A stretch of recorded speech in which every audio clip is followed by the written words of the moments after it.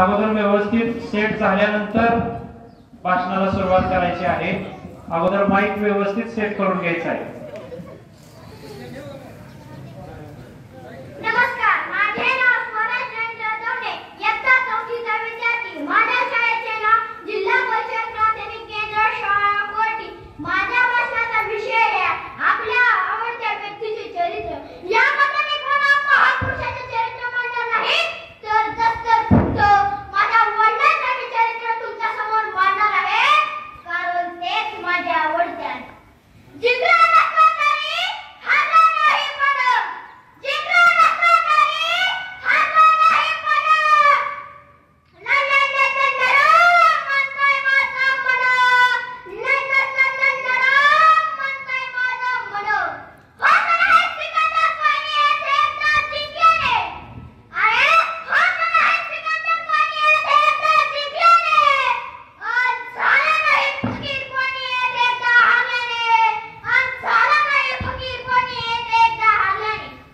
मरणार आहे मी पण, मरणार आहे मी पण, ठेवणार नाही ऊन, मरणार आहे मी पण, ठेवणार नाही ऊन।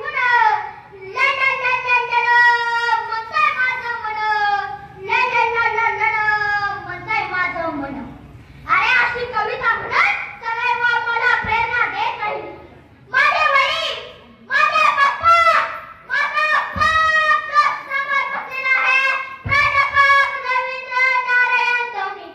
प्राध्यापक कधी मोठे बघा, पण गेले 12 वर्ष मायबाप सरकारच्या कृपेने बिना व्यसन मुलांना ज्ञानदान करण्याचे काम करत आहे। असं म्हणतात ना, 12 वर्ष तपश्चर्या केल्यानंतर देव सुद्धा पावतो, पण हे मायबाप सरकार मात्र अजून सुद्धा पावलेलं नाही। आज प्रसार माध्यमिका खूप वाढलेली आहेत, पण माझ्या वडिलांसारख्या अनेक शिक्षकांचा वनवास मांडायला मात्र एकालाही वेळ नाही, म्हणून निष्ठेनं आपणच ही व्यथा मांडावी। अरे दिवसभर काम केल्यानंतर मजुराला सुद्धा पैसे मिळतात, अरे दिवसभर काम केल्यानंतर मजुराला सुद्धा पैसे मिळतात। एक दिवस त्याला पैसे देऊ नका, दुसऱ्या दिवशी तो कामाला सुद्धा येणार नाही।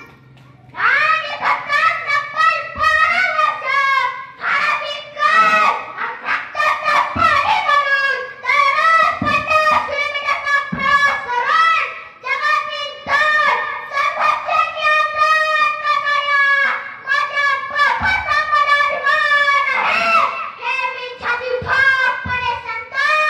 कारण असं असताना देखील त्यांनी परिस्थितीचा पाठबळ केला नाही, तर परिस्थितीलाच पाठबळ बनवले। कारण छापडे